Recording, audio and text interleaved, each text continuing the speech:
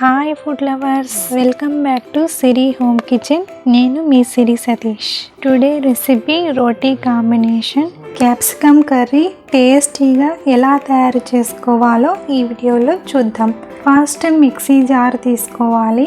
అందులోకి 2 టమాటాలు వేసుకొని 6 లేదా 7 చిన్న పీసెస్ కొబ్బరి, కానీ పచ్చి కొబ్బరి ఉంటే పచ్చి కొబ్బరి వేసుకోవచ్చు. చిన్న దాల్చిన చెక్క ముక్క, 3 లవంగాలు, 3 యాలకులు స్పైసెస్ని వేసుకోవాలి. మీగడతో కూడిన 2 టీ స్పూన్ల కర్డ్ వేసుకోవాలి.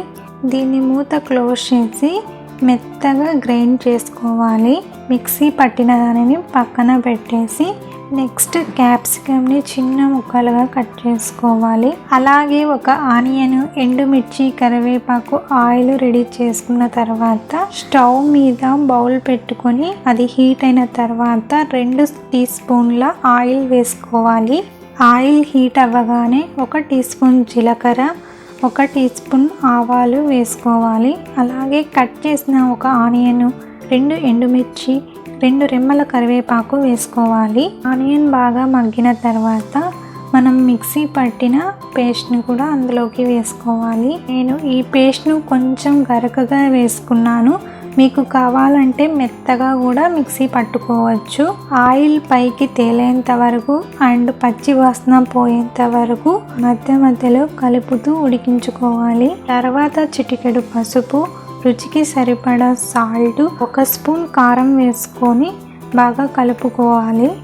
అలాగే ఒక 10 నిమిషాలు బాగా ఉడికించుకున్న తర్వాత కట్ చేసి పెట్టుకున్న 5 క్యాప్సికమ్ ముక్కల్ని కూడా అందులో యాడ్ చేసి బాగా కలుపుకొని 2 నిమిషాలు మగ్గించుకోవాలి.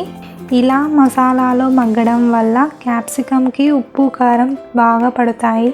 2 నిమిషాల తర్వాత గ్రేవీ కోసం 1 గ్లాస్ వాటర్ని యాడ్ చేసుకోవాలి. 10 నిమిషాలు క్యాప్సికమ్ మెత్తపడే వరకు ఉడికించుకోవాలి.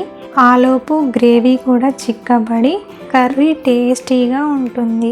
ఇలా ఉడుకుతున్నప్పుడు మధ్య మధ్యలో కలుపుకుంటూ ఉడికించుకోవాలి, లేకపోతే కింద అడుగంటిపోతుంది. చివరిగా 1/2 టీ స్పూన్ గరం మసాలా, లాస్ట్లో కొత్తిమీర యాడ్ చేసి సర్వ్ చేసుకుంటే టేస్టీగా క్యాప్సికమ్ కర్రీ రెడీ. ఇప్పుడు తినని వాళ్ళు కూడా ఇష్టంగా తింటారు. ఒక్కసారి ఇలా ట్రై చేసి చూడండి.